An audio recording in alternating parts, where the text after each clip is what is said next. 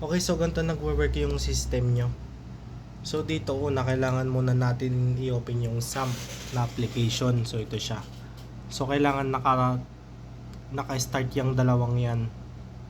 Yung Apache tsaka yung MySQL. Tapos punta muna tayo sa may database dito sa admin. Yan. Tapos ngayon yung database nyo is dito sa gilid, hanapin nyo na lang yung yung task management DB. So ito na yung database nyo. So ito siya. Ito siya.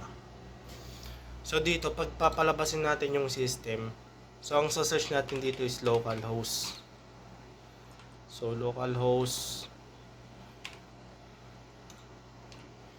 So yan. So ito yung isa-search natin diyan. So localhost / employee - task - management, tapos / login.php. So ito na yung lalabas diyan. So kapag maglalagin tayo dito, so yung sa database naman dito yan, ito yung user. So ito yung mga ilalagin natin. Ito. So yan. So halimbawa, lagin natin sa admin. So yan. So ito na yung dashboard. Makikita na natin yung dashboard.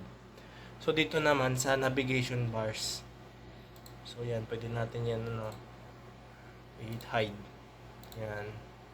So dito sa navigation bar, may dashboard dito.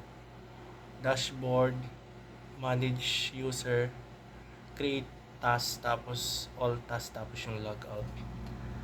So dito sa dashboard, makikita natin lahat ng dito, mga kumbaga ito yung specific na niya, yung mga nakalagay. So halimbawa sa employee, meron 3 employee, 4 na task, tapos overdue 3, tapos notification na 3.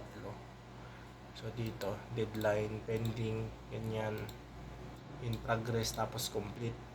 So dito naman sa sa manage user. So dito mag-add ka na ng mga user. So ito yung mga employee. So yung employee. So dito sa add user, so halimbawa gawa tayo ng employee. Mag-add tayo ng panibagong employee. So employee 3. Yan, so employee thread natin. So buo tayo ng full name, tapos username, tapos password. Tapos add na natin yan. So papasok na dito yan. So dito siya papasok sa task. Sa users pala. So sorry. So yan, sa users siya papasok. Tapos ito na rin yung full name, username, tapos password, tapos yung role niya. So ang role niya is employee. So yan. And then dito naman sa sa create task. So si admin ang gumagawa dito. So pag dito sa create task, so gagawa si admin ng task, halimbawa halimbawa sa title. So para kay employee 3, tapos description. So kayo na lang maglagay dyan. So halimbawa due date. So kapag gusto nyo walang date, pag walang date yung ilalagay nyo, pwede nyo iwan ng ganyan yan, huwag nyo nang pipilapan. So dito naman sa assign to, yan, naka-assign kay employee 3. So kung gusto nyo naman ng date, may deadline. Halimbawa deadline hanggang sa January 10. So create task natin. So yan, papasok na yung dyan, papasok na dyan sa dito, sa may task. Ito na siya, pumasok na siya, di ba? So naka-pending na siya. So pagpunta natin ng all task, ito na siya. Makita natin siya dito. So ito yung ginawa natin, sa pinakauna. Pending pa yung status niya. Pwede natin i-edit yan. So yan. So dito naman tayo sa delete. Kung gusto natin mag-delete, yan, mag-delete ng mga tasks. So ito na siya, matitira na siya. So halimbawa naman, pupunta na tayo kay employee 3.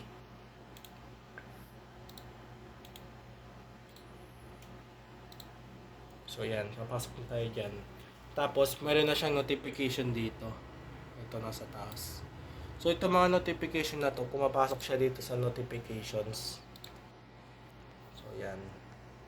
Pumapasok na siya dyan sa notifications. So halimbawa, meron na siyang task. So gagawin niya na yung task niya. And then So, ito sa notification ko. So, dito sa my task, ito na natin yan. Pwede na natin i-edit yan dito sa action. So, halimbawa, in progress na yung task niya. So, dito papakita na natin ng in progress. So, halimbawa, ginagawa niya na yung task niya. Ganyan. And then, mag-update na kay admin yan. Pabalik tayo kay admin. Check natin sa may all tasks. So, ito na siya. In progress na. Yan. And then, kung complete naman na ni employee yung yung task na inassign sa kanya. So, balik tayo kay employee.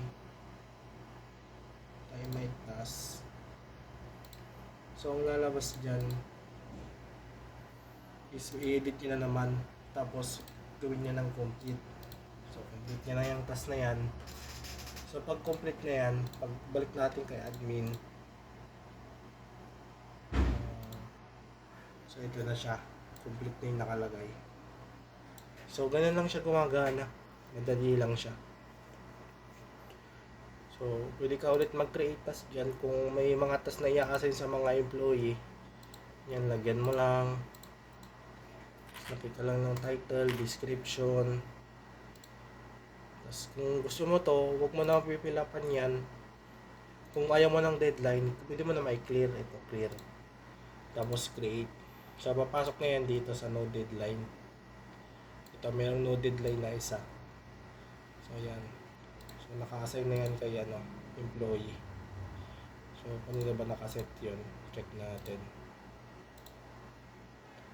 So, kay employee 2. So, check natin si employee 2. So, ito na siya. Ayan. Tapos, pwede na natin i-edit. It's complete. Ayan. Ayun na. So, ganun lang siya nag-work. Tapos, lahat ng database dito pumapasok yan sa database niya. Sa may SAM. So, halimbawa, hinanap sa inyo yung relationship. I-click nyo lang tong task management. Itong DB. Yan, task management DB.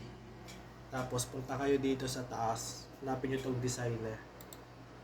So, minsan may tatlong dyan sa gilid. Click nyo lang. Tapos, yung kaya tatlong guhit. Tapos, click nyo lang. Tapos, hanapin nyo yung designer. So, ito na siya. So, yan. So, itong na to, itong guhit na to, ibig sabihin nito, foreign key. So, yung foreign key, ginagamit siya sa pag-connect ng mga table. So, halimbawa, yung itong task ng table na to, tapos task user, nakakonect siya dito. So, itong ID ng user, si user nakakonect kay task. Bali si task yung nakakonect kay user. Kasi makikita nyo naman dito yun, ito yung ID, tapos nakakonect siya dito sa sa assign to.